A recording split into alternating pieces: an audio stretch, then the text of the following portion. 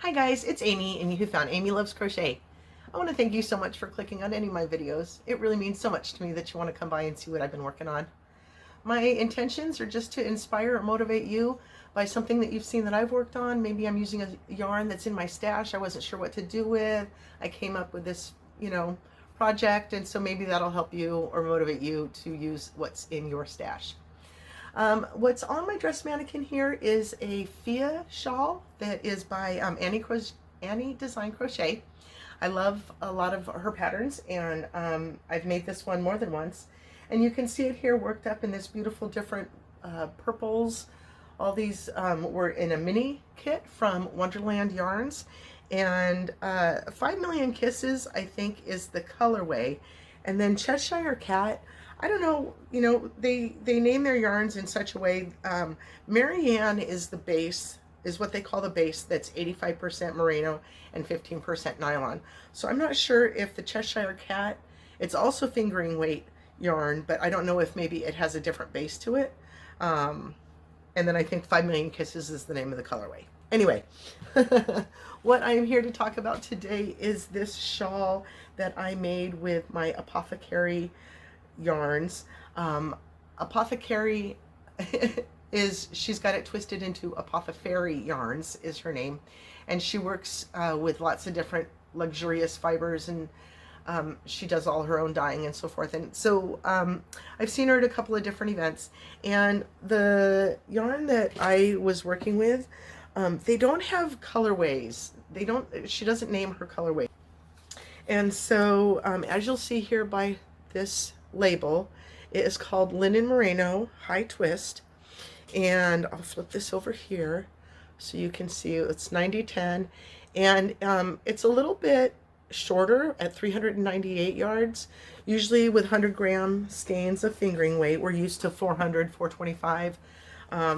Another one that I just worked with, I think, is 475.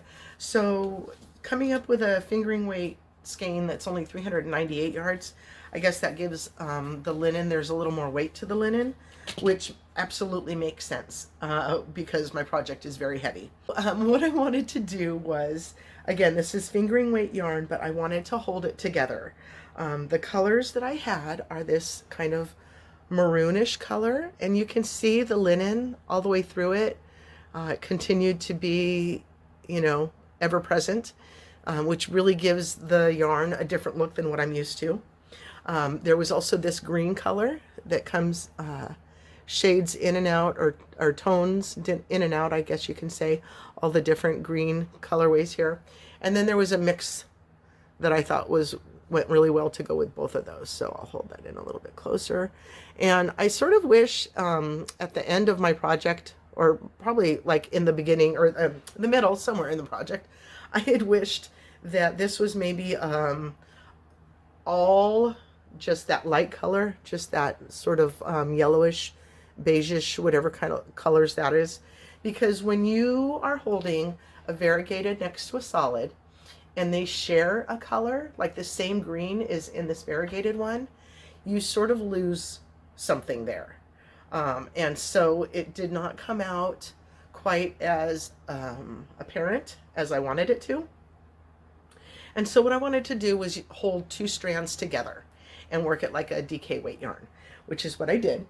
And I did some math. That's always fun, right? So that I wanted to use up the same amount of yarn in each section, if that makes sense. So say, for example, the first grouping, I was going to do, if you're going to split, okay. The variegated, I wanted to use up all of the variegated, and it was going to connect the green at the top and the red at the bottom. And so I wanted to use up all of that variegated. So I split it up into 3 sections. A strand that I would hold with the green, and then the section that I was going to hold 2 strands of that mixed up color together, and then 1 strand of that mixed up color with the red. So I went 25, 50, 25. And accordingly, put that amount of the other color. Anyway. I can't speak this morning. I'm super excited. I'm going to go buy some yarn today. So anyway, So it's very, very heavy. I don't know if I realized how heavy it would be, and I don't know if it's longer than I thought it would be or shorter than I thought it would be, but this is my shawl. So you can see here that I started out with 2 green strands together. I'll hold it up better behind the white thing in a minute. So I held 2 of the green strands together. And then to the next section, I held a green strand with a mixed. And then I held 2 mixed together. You can see it got a lot more yellow in that section from here to here. So here I'm holding it with green. And then I went to 2 of the mixed together. And then here in this row, you can see I went with 1 mixed and 1 red. And then just to the 2 red. So this was a really great pattern. Let me hold up the... Okay, so this project board might have been the best, I don't know, $1 or $2 that I ever spent. I think I just got it at the Dollar Tree. Maybe I got it at Walmart. I don't remember. But it's just a project board, this tri-fold project board, so that I can hold up my stuff with a white background to share with you. I don't know, you know, use these for science projects if you're going to show a project at school type of thing and you need that backdrop to hold all your... Ta-da! Now I can't see because I'm standing up too tall. So see here, it kind of gets a bit bunchy. So I'm not sure if that spreads out as you're wearing it. See, I got to pull it up. But you can see how textured it is. There's a lot going on. I often say that you don't want to do a really busy pattern with a very busy colorway because it's a lot. You know, you want to let the yarn shine, so you do a basic pattern. Or you want to do this great pattern, so you have to use a really basic yarn so that you can see it. So I'll hold it up again here and try to show it to you better. Of course, the pattern will be linked down below. But they were rows. These are puff stitches. These are 3 puffs. And then at another place we used just 1 puff. And I'm not a big puff stitch fan, if you guys have heard me say that, but this was okay. I didn't mind it in this one too much. This was fun. So, yeah. I really wish I didn't say so, yeah, so often, but I do. But I thought this was really nice. It's a little bit choky, a little bit tight, because this didn't go as long as I thought it would. So I don't know that it really fits for the front like that. And it's a little bit short this way, I think, for my sleeves, if I were going to wear it like a shawl like this. I'll put some more pictures in it. Oh, God. So you'll excuse my technical difficulties, please. My normal table is downstairs that I was winding yarn on. So I'm using something different for my tripod now, which means I got to stand up, which means everything's wonky. So yeah, you know me and loving a free pattern. This one was a really nice one to work on. I think I do want to work on it again. Like sometimes I'll rework something and change up a little bit so that, you know, like I think it's kind of bunchy here. So I might go in and make a change on my own, or just do it in a single strand of fingering weight and see what the difference is. That might fit this situation a lot better. You know, I've heard some people say, and you could just tie it back here. Like you don't have to, whoop, I'm losing my end.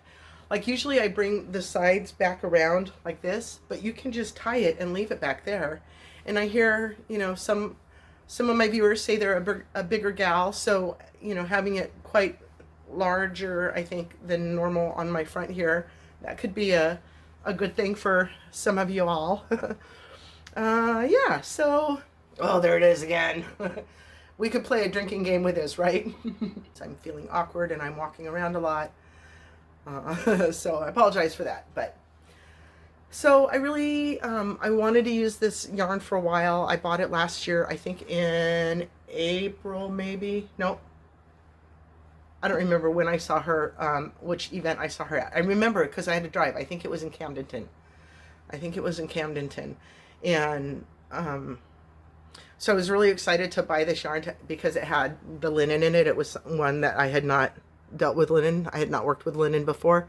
So you can see the linen in the project.